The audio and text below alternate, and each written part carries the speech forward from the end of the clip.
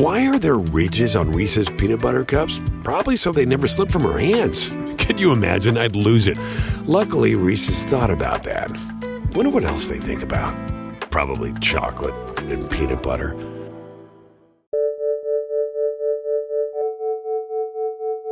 From the Boston Globe, this is Love Letters. I'm Meredith Goldstein. I was dating this guy. Let's just call him Keith. This is Taylin. She lives in New York and works in social media for Self magazine. She's 23. I knew her back when she used to live in Boston, and I remember she fell hard for this one guy. I kind of clung to him in a sense because we were both, two Black people in a very, non-diverse environment. So I just kind of felt like, oh, wow, I really need to get to know this person. And when we dated, things seemed like it was a honeymoon phase. So this honeymoon phase lasts for 6 months. Taylin gets close with Keith's family. And next thing you know, his mom became my hairstylist. So I felt like our lives were kind of intertwining together in multiple ways. And so begins the tangling. You meet the family. You connect to your new partner's friends on social media. You even follow their mom on Instagram. Things go well for Taylin and Keith until they don't. The honeymoon phase ends. He says he wants a more open relationship, so she breaks up with him.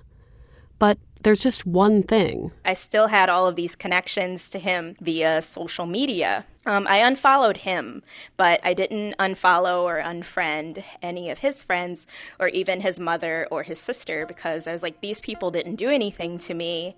They just happened to become a part of my life because I was dating someone that was close to them. Taylin blocks Keith, but she still has this window into his life through these other people.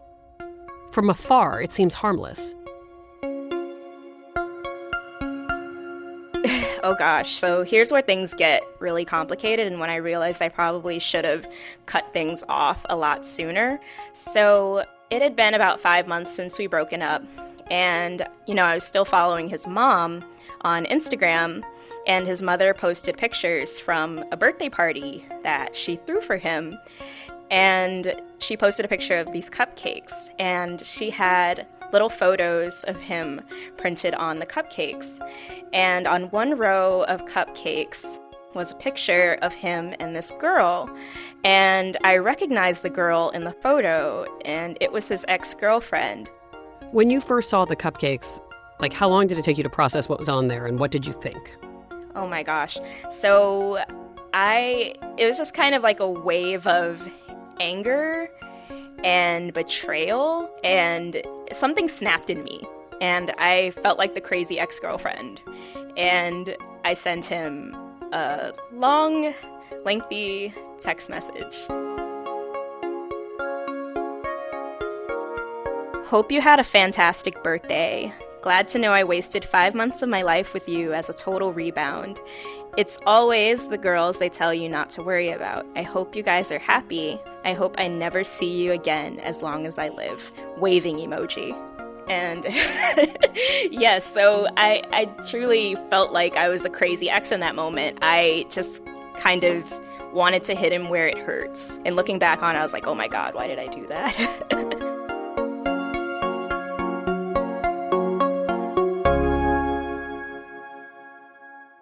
I think that breaking up used to be easier. Still hard, still awful, but easier. Your relationship didn't hover over you like a ghost with every swipe of your phone. Back before Facebook, Snapchat, Instagram, and all the rest, there was no tagging, no notifications, no worry that a picture of your ex on a cupcake with an old girlfriend would show up in your feed while you waited for the subway. It used to be that you just broke up and then tried to avoid each other at the mall. So as I said last episode, on this season of Love Letters, I'm trying to figure out the best way to get over a breakup. But how is it even possible to move on when our lives remain so entangled? I put this to my sister Brett, who you heard from in the last episode. Sometimes when I read all of the letters that come into me, I feel lucky that we did not have to start our dating lives in the age of social media, that when we were teenagers, when we were in our early 20s, up until my late 20s, If somebody broke up with me, I didn't have to look at them. They were just gone. I would be like full-blown crazy, like way crazier than I am now. Like I can't even imagine, especially because everyone's life on social media, like Instagram or whatever, like looks all shiny and gorge and like amazing and happy, right? And it's never really like that. And you know that when it comes to like friends and family, but when it comes to an ex, and then God forbid that ex is dating somebody who's like ridiculously hot, I don't know. It's a nightmare, and I am so glad I'm 44. Dear God.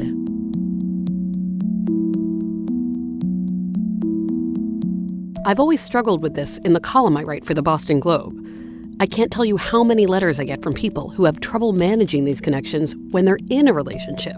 Then the relationship ends, and it only gets more complicated. Take this letter I got recently. Hi, Meredith. My boyfriend's ex-girlfriend seems to be overly jealous. They broke up years ago, but they're still friends on Facebook, and she follows all of his friends and family's posts and likes everything his sister posts. It makes me feel uncomfortable that someone wants to keep up with their ex's life so often and continuously. We are very happy and committed to each other and have a growing future together. Do I have to worry that this girl is constantly going to be in the background, keeping up with our lives? Signed, She Likes It. When I responded to her, I told her to give the ex-girlfriend the benefit of the doubt. Like, lots of people think it's harmless to stay connected on social media. But is it? I asked Brett what she would advise. No, cold turkey, cut it off. Or I remind them over and over and over again, whatever you're seeing is 70 to 99% bullshit. Like I try to basically say you have to have perspective on this, because remember, your social media feed's bullshit too. I think mine is actually pretty accurate. It's like a picture of my inhaler. Yeah, well, it's you. You're also old, dude. I see Brett's point, but I know it's not easy to quit cold turkey. When I saw one of my ex's wedding photos posted on Facebook, I knew I shouldn't have clicked. But of course I clicked. I clicked on every single photo. This made me think back to Taylin's story. Here she is, a social media expert, and yet, like the rest of us, she looked. You never know what little piece of info is going to set you back. Like cupcakes. Or, in my friend Gina's case, a breakfast sandwich. Hi, Gina. How are you? Hi, Meredith. I'm doing great. How are you? All right. Gina's a writer and editor living in Philadelphia. She's 30 years old. She told me recently about a breakup that she went through a few years ago. For now, I'm going to call him Bob if I refer to him as a name. His name is not Bob. My ex and I met at the end of college in Philadelphia. They were psyched to fall in love. They were just starting their lives. But they were different people. And over time, those differences only became clearer. It was us kind of trying to play house to solve something that we both knew was already broken, but we weren't really sure how to put an end to it. The breakup is pretty standard. Career stuff, space stuff, personal growth stuff. Their goals just don't line up anymore. We've been getting into a lot of fights about very inconsequential things like TV shows. I think we were arguing about something on Game of Thrones, and I just, I said something and I realized he wasn't listening to me at all. It was just kind of like his eyes were like glazed over. And I felt in that moment that he was not in love with me anymore at all. I said, we can't keep doing this anymore. And, at the time he actually agreed. The breakup is mutual, but it's still painful. I was devastated when we broke up. I cried for 2 months straight. But life goes on. She assumes there's closure, that there's no confusion. Except there is. He actually showed up at my house about a year later, unannounced, and just kept texting me and calling me, and I wasn't answering because it was late on a Sunday, and I was a little confused as to why he was texting and calling so many times. And does he text first, or does the doorbell ring? He just kept calling. And then he texted and said, "Are you home?" or "Come outside" or something. And I realized that he was there. So you open the door, you see him on your doorstep. Does he look like, what do you see in front of you? So I opened the door and I was definitely shocked. I don't know, he said he wanted to talk to me about something. So then I said he could come in.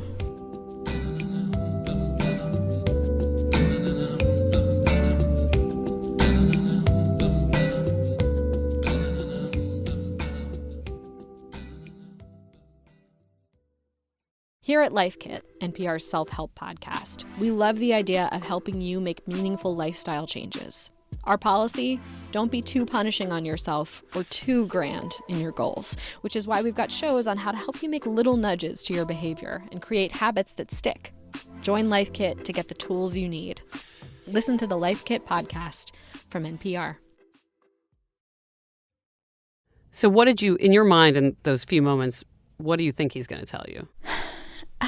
I was trying to figure it out. I mean, I thought something that very bad had happened. But what does he tell you? We sat down on the couch and, I was like, okay, what's going on? And he said, do you know that I can see your Venmo transactions?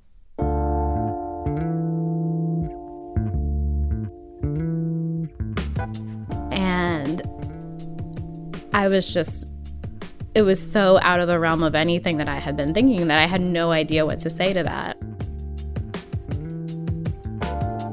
I shouldn't be laughing because this is like, listen, I have been on the other side of this where I've concocted like completely strange and untrue narratives based on what I see on social media. So I'm trying to have all of the empathy. But what did he then explain to you that he had seen on your Venmo? He said it's making it really hard for him to move on, to see that, and he doesn't need to see who I'm getting brunch with. And I was trying to think what he could possibly be talking about, and I realized I had Venmo'd my friend Joe for a breakfast sandwich with our running group because he had forgotten his credit card. And he obviously thought that maybe I was dating Joe, and, from that transaction. Before I get any further in this story, let me just pause here for a second and elaborate on what Venmo is, just in case you don't know.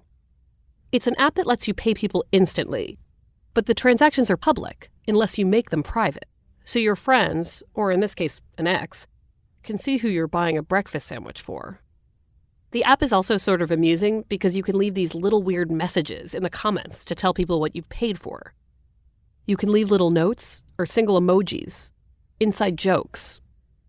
So you can write whatever you want as the cause of transaction or what you're paying for, like you said, for sex or like for last night, even if it's just like, some sort of household bill. What are some of like the funny things that you might say in a Venmo transaction with a friend? Oh, man. I mean, I could take a look at it right now. Let's see. Slip this money to the pizza guy when you go in for the left handshake. Use this money to pay for your new peg leg. A chicken emoji. A pumpkin. Some people just have an eggplant emoji. You can totally see where someone's mind could go with this. Obviously, they're saying something sexual, even though that bill is not for anything sexual, but it's just a lot of eggplants. But apparently, Bob does not understand this at all. And who could blame him? An ex is an ex, and his mind wandered. The breakfast sandwich bothered him a lot. Did it ever occur to you when you signed up to stay private in terms of just like keeping the profile private? It did not occur to me to stay private. I never even thought about it. Everyone using Venmo knows it's a joke. I think then the issue comes in when people who don't know it's a joke are using Venmo and get confused, or when people just try to interpret what it could mean. So he's staring at you like you have, well, I guess like revealed this thing you didn't want to reveal, which you didn't care about revealing, this breakfast sandwich that you purchased for Joe, controversial breakfast sandwich. What do you say to him? I was so just completely baffled by that accusation. So even if it was a breakfast sandwich for Joe that meant something more than a breakfast sandwich, and the accusation was ridiculous anyway. I think I just said, what's your point? And then he got into the whole thing about not wanting to see what I was doing, and that he tried to go on dates, but it was too hard and he could only think of me. So it was almost like the Venmo was just an entry point for him to tell me how lonely he was. But it seems like unfair because, sure, you were clearly having an easier time than he was with a new life, right? But sometimes things look easier than they are. I'm sure you did not post pictures of the moments where you were like super lonely in your apartment or not having brunch with Joe. Like, that's not the part of people's lives we see. I got very angry because I felt like I had done more work in dealing with the breakup than he had, because at least, for a month or two after that breakup, I was a complete hermit, did not leave my house, did not want to see anyone. sobbed for days and days and put on, the saddest playlist I could think of and just, cried my heart out. So I think that I felt angry at him because I had grieved and cried and then come out and been better, and he had done nothing and was still coming back to me and telling me that I was too happy. It was like he wanted me to take on the responsibility of his emotions as well as my own and feel guilty that he couldn't do what I had done, and I didn't understand what he wanted from me.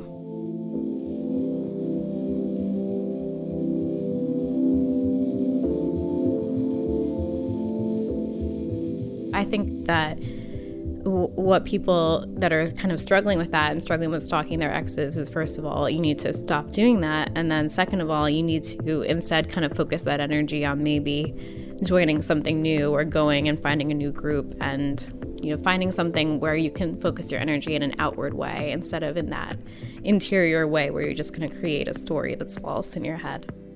Gina, thank you for sharing your story. And I'll be following you on Venmo. Excellent. Or don't. No, thank you so much for having me, Meredith. It's been a pleasure talking with you about this.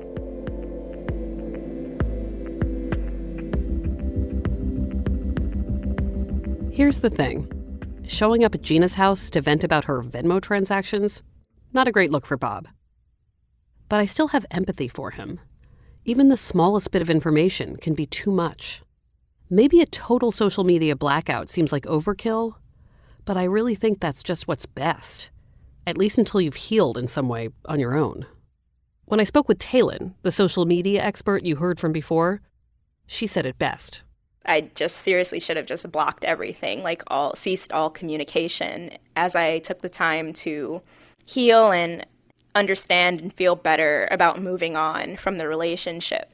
But if you know in your heart that you won't be able to move on, seeing, photos or seeing status updates or just any kind of small tip-off relating to this person, it's best to just do the ban. Save yourself in that sense. You have to prioritize your own mental well-being.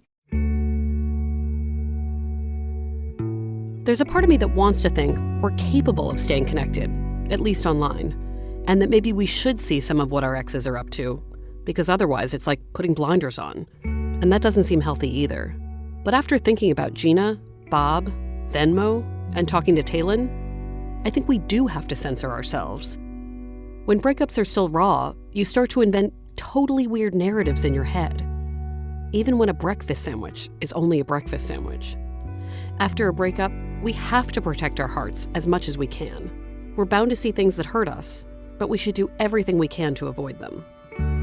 So, go forth and block liberally. You're not deleting your history. I promise that's still all yours.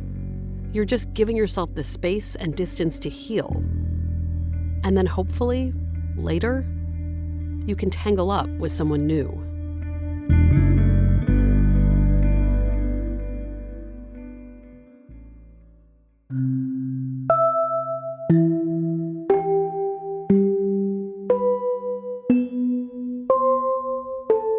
Love Letters is a production of The Boston Globe. The podcast is produced, edited, and engineered by Amy Padula. Music by APM. Audio mixing by Maria Muriel. Our executive producers are Scott Hellman and Janice Page. Special thanks to Joseph Tavares, Linda Henry, and Brian McGrory. So what do you think? What social media detangling issues have you dealt with? Do you block, not block your ex? Do you snoop? Send your thoughts to loveletters@boston.com. Next week, I'll be diving into murky breakups, those times when you just don't know whether a breakup really happened or not, and you're left with too many whys.